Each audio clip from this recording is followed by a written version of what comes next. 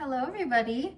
Thanks for being here. If you've never watched a video of mine and this is your first time based on the title of this video, welcome. I'm Miranda. I'm a holistic nutritionist, certified holistic nutritionist, as well as like a content creator, influencer. I just love life. I love God. I love plants. I love the fruit-based diet and living in abundance and not having health issues, preventing and reversing issues. And that's what this is about today. This video, my hair is in a oil treatment right now, so that's why I look like this, but I kind of like this look in a weird way. Anyway, so this is about IBS reversal. So I don't even like to claim that I had something. IBS, which is irritable bowel syndrome, which is not even something that is technically diagnosable, okay? So it's like a phantom syndrome, right? So it's basically when you experience a plethora of different digestive issues such as bloating, gas, stomach cramping, and pain, whether it is constant pain or sharp pain, which I experienced a lot in my lower left quadrant and my lower right quadrant especially, and also constipation, diarrhea, a lot of bloating, and that's what I used to experience a lot. And it got better after eating a fruit-based diet, a lot of carbohydrates, a lot of fruit, okay? So here's a little backstory about that. So when you're in dysbiosis, which is you have more bad gut bacteria than good gut bacteria, you are definitely more susceptible to these issues, okay? Especially constipation, especially bloating, because your gut microbiome is suffering. It's not getting what it needs, and then it's growing more of the bad stuff, which does not grow good stuff. Anyway, so I was really experiencing bad pain, constipation, okay? And I was feeling so bloated, and I really didn't go to the bathroom that much. This was years ago, even before or while transitioning into a fruit-based diet. I was having these issues. And I think a lot of it for me personally was also going gluten-free helped me, but not everybody experiences like a gluten sensitivity, although there also is no test for that. So you kind of have to do a trial and error. And I tried it, and my bloating went away and a lot of different issues went away. Like I feel more energized. I have better skin. I used to have like bumps all over my forehead and chest and shoulders. And after 3 months of being gluten-free, that kind of went away. So it's different for everyone when it comes to gluten sensitivity, especially certain glutens that you get harvested here in America are not ripe or whatever it's called, bolted. So either way, I'm not a glutenologist, okay? Let's just say that that helped me reverse my IBS symptoms. Okay, so I was really experiencing bad pain here, sharp pain, as if I was having period cramps or some shooting pain, like stabbing pain, and then it kind of went away, but there was this constant prolonged feeling of fullness, of bloating, and oh my gosh, and I was vegan at this time. I was still vegan. So you can still have bad bacteria in the gut from being vegan in general, not a fruit-based vegan, because you're replenishing the good gut bacteria. But when you're eating a lot of high fat or high salt, even high protein foods, very highly refined or highly processed foods, that doesn't really set your digestion up as well as eating whole plant foods. Not saying that you will experience that if you eat those things, but I kind of made it a lot of my diet. So I didn't eat as much vegetables as I should have. I didn't eat as much just whole plant foods in general. I always kind of ate enough fruit, but well, enough fruit. You always can eat more fruit, okay? There's no such thing as eating too much fruit. So I I was really, really in pain. So I went to the hospital, which was a mistake, because I was so painful. Like, I thought I was going through labor or something. Obviously, I mean, there was no way that I was pregnant, but you know what I mean? So I was there and they were doing all these different tests. They did an ultrasound. They did all these different things and nothing. I was there for like 2.5, 3 hours and nothing. And I'm like, you know what? I am never going through this again. I am never going to the hospital again for these sorts of issues. Maybe if I break my toe or something, right? That's what doctors are useful for, not diagnosing digestive or even nutrition issues, okay? So I was like, yeah, this has got to change. So they said, oh, you should go on an all liquid diet, blah, blah, blah, which is okay. So I did that. And it was smoothies. So I went on an all smoothie breakfast and lunch, which I do now a lot. And I would have like soup for dinner, which I love soup, and I don't eat enough soup, I feel like, because I don't want to make soup because it's a lot of effort, but I don't want to buy soup because it's also high in sodium and added things that I don't want. So yeah, I love soup. Anyway, that did help me for a few days, but when I started slowly incorporating more and more fruit, so less super high fiber foods at the time, because I was already kind of overwhelmed. So I slowly transitioned out of eating a lot of beans, because I would eat a lot of beans at the time, and that kind of would make me bloated.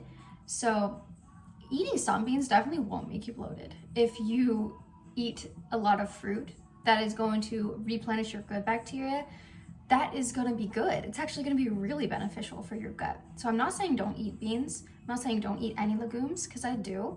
I just don't eat as much as I would. I eat about 1/4 of what I would eat. Some days I'd eat like 2 cans of beans a day. That was a lot, even for a human frugivore. We're designed to eat a lot of fruit, a lot of high carbohydrate foods, high water foods, and foods high in fiber, but not like super high in fiber, like kale, for example. We're not herbivores, okay? We're frugivores. So I always start the day with just fruit.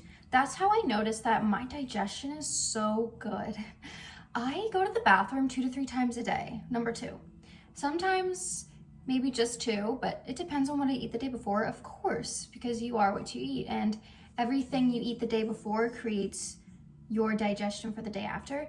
It takes about 12 to 18 hours for full digestion, like from mouth to toilet, basically. But fruit is the fastest digesting food, okay? So when you eat a lot of fruit, your digestion is going to be very smooth, okay? Flat belly, very much all the time, basically, because you're not allowing things to be sitting in your gut and putrefying, which is what excess protein does, especially from animal flesh and secretions that are just going to be feeding the bad bacteria in your gut. Okay, I need to straighten this out because the line is like not straight. So yeah, I mean, obviously the first thing is first, when you are dealing with IBS symptoms or any sort of digestive turmoil, IBD, Crohn's disease, these sorts of issues stem directly from what you're eating. Of course, stress has a lot to do with it too. They call irritable bowel syndrome the nervous stomach or nervous belly, nervous tummy syndrome. So if you have a lot of anxiety and everything else, everything is linked to what you're eating though.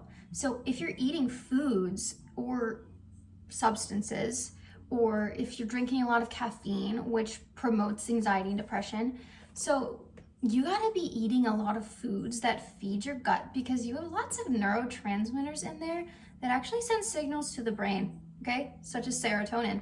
Basically, most of, if not all of the serotonin, most of it, actually not all, most of your serotonin is created in your gut. And if you're taking a lot of antibiotics or a lot of pills that are destroying your good gut microbiome, you're gonna have a little bit of issues mentally, okay? Going overdoing it on antidepressants, on antibiotics, on antiviral medications. All these are going to kill a lot of the good bacteria in your gut, which can create a lot of problems, let's just say. Not just physically in the digestion, but mentally, because everything is connected. Like I said, holistic health is real health, okay? Modern medicine, modern day health is not real health, okay? We gotta think about it from a very simple perspective. We are very simple people, simple humans. We just want to be happy. We just want to have energy. We want to live a long, fruitful, beautiful life, full of compassion, full of kindness. This is inherently what we desire. So we don't want these issues going on that is just gonna make everything in our life more stressful. So when I had these issues, it would be like the first thing I think about when I wake up. And then the last thing I think about when I go to bed. And it was just a constant fog in my head. All these issues like, oh, I feel so bloated. I really hope I go to the bathroom today. And like, I felt somewhat obsessive of these issues. And when I started kind of letting go and honestly trusting God with my health and trusting that my diet and my lifestyle will help, that's when it actually started to help. When you let go of every ounce of control. We have a lot of control what we put in our body, what we put in our mind, okay? But sometimes we want too much control that it spirals out of our control because we can't control everything. Does that make any sense? So get out of dysbiosis first thing by stop eating animal flesh and secretions. You're just making everything worse by doing that. Eat mostly whole plant foods. So when you're going vegan, I know it's very tempting to eat a lot of the like fake cheese, like the vegan cheeses, the vegan meats and stuff. And I did that, but this is when I was experiencing a lot of the issues because it's very high in salt, very high in fat, very low in fiber. So yeah, I mean, that's okay, having a little bit of that to transition.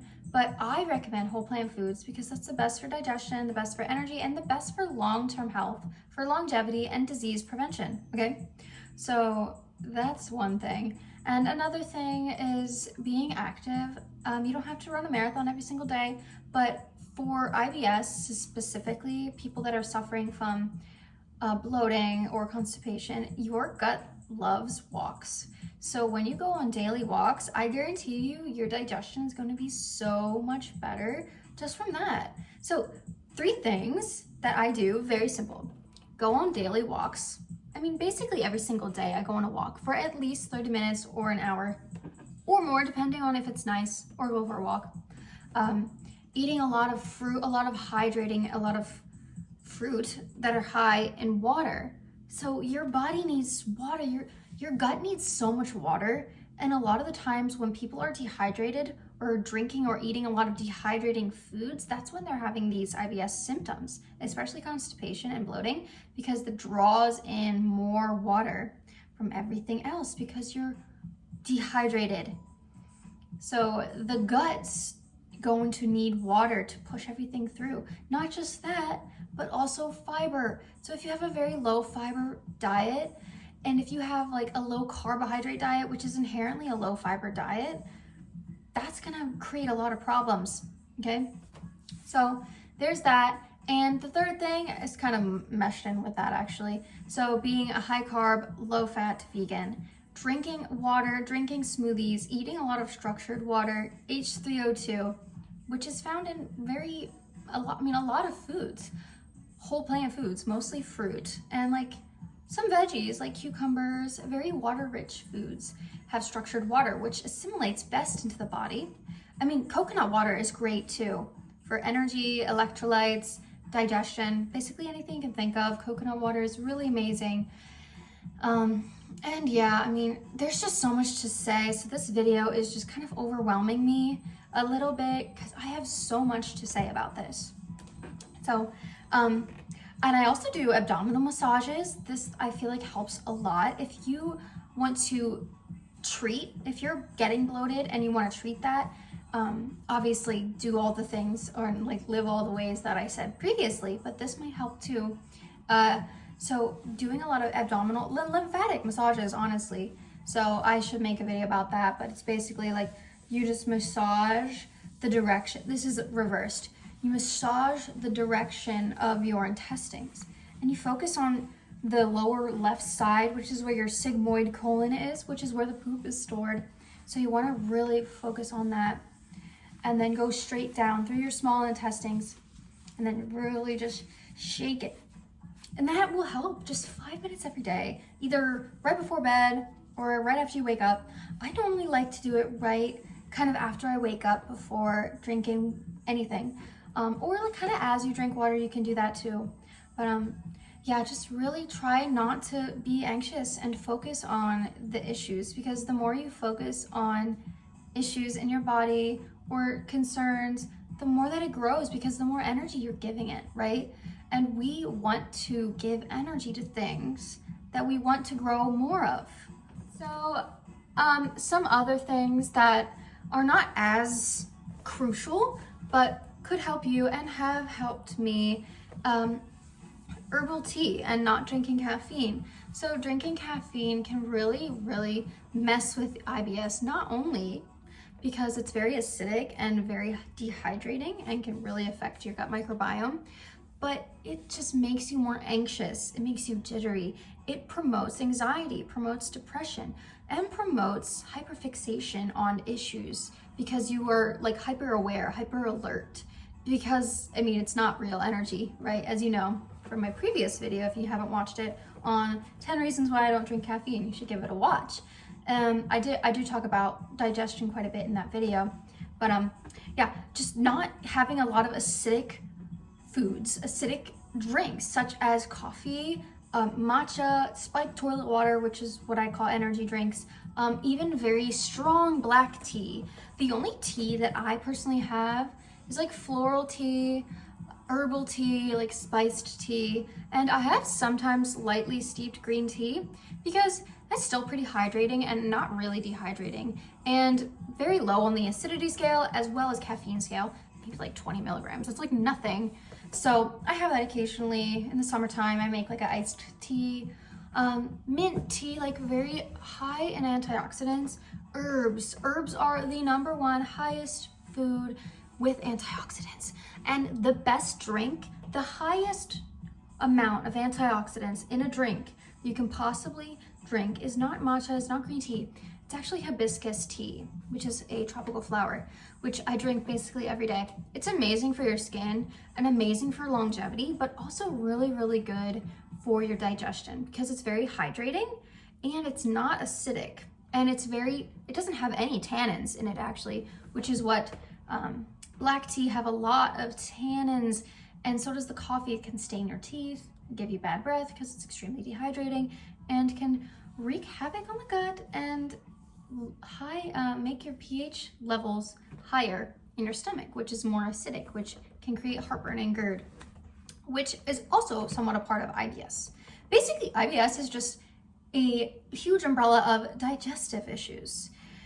And the more nervous you are, the more anxious you are, the more focused on it, the more that you get it, right? The more you get these issues, which you can't give a pill. Like, you can't even do anything.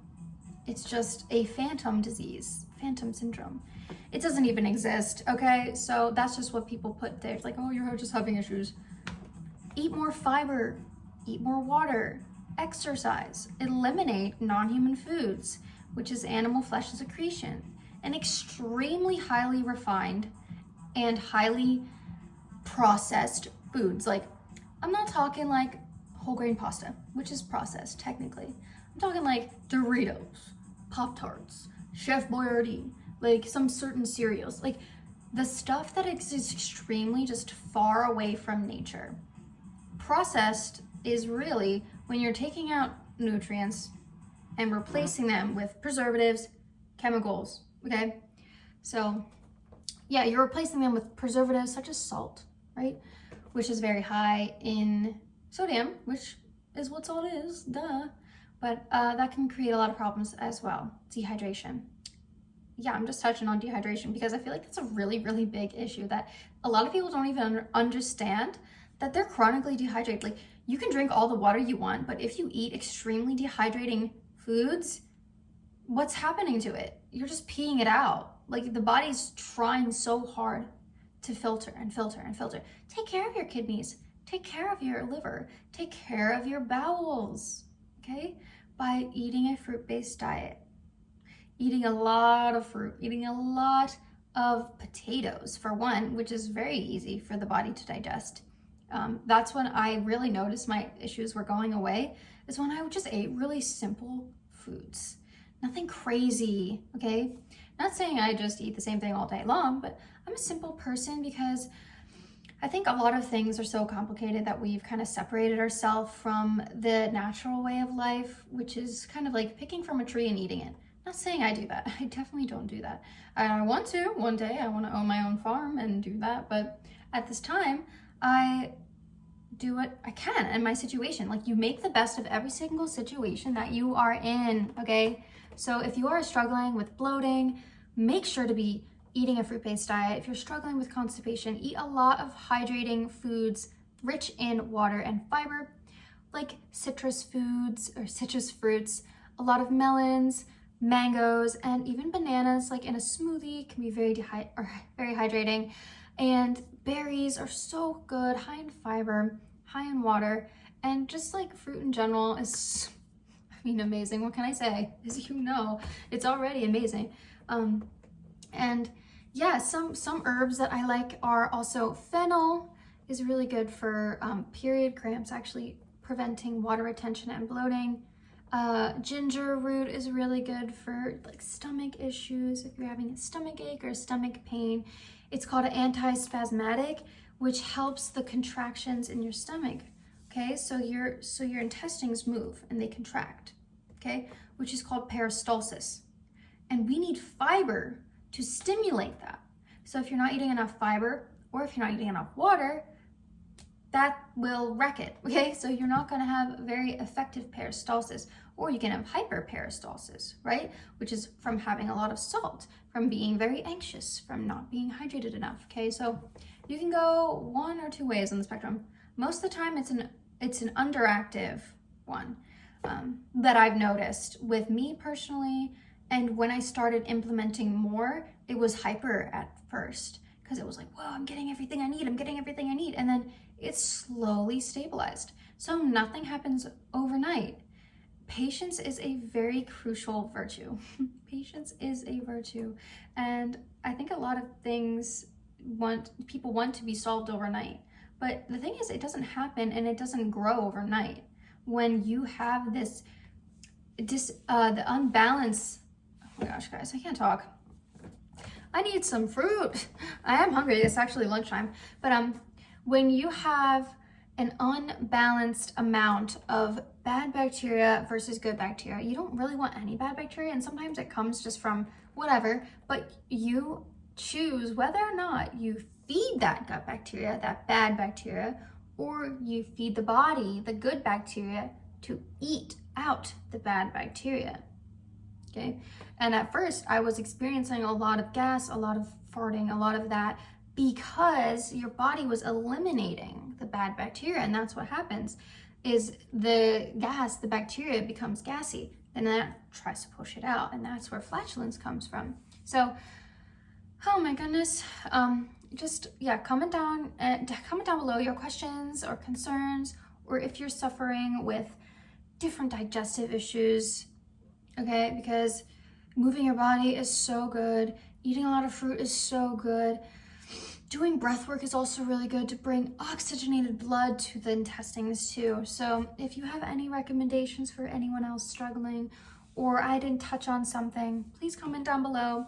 And without further ado, I'm going to say goodbye because I have somewhere to be. But I hope you thrive. I hope you do everything today with love, everything today with intention, and practice patience. Don't focus on some things that you don't want to grow. Focus on the things that you can control at this moment. What you can put in your brain, what you put in your mind, what you put in your body, and what you do with your body. All these things are in your control, right? So I hope you have a good one. Wherever you are, whatever you're doing, do it with love, do it with thought, do it with mindfulness and integrity, okay?